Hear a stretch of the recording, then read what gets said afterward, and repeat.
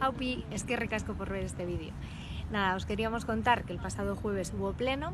En el mismo se trataron temas muy interesantes para el pueblo de Plentzia, como puede ser el plan de emergencia municipal, algunas declaraciones institucionales actuales y bueno, pudimos constatar algo que ya veníamos advirtiendo desde H. Bildu, y es que la diferencia de estilos es brutal.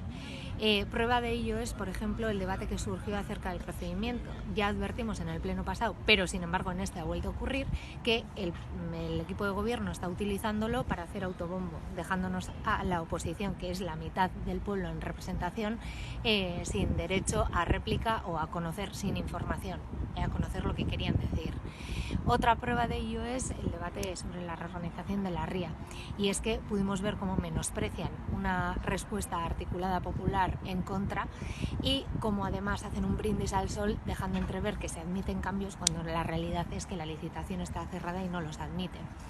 Así pues, nada, queríamos advertir también al pueblo que próximamente se celebrará un pleno con los presupuestos del 2020 y que hay rodillo y que nada, que seguiremos informando.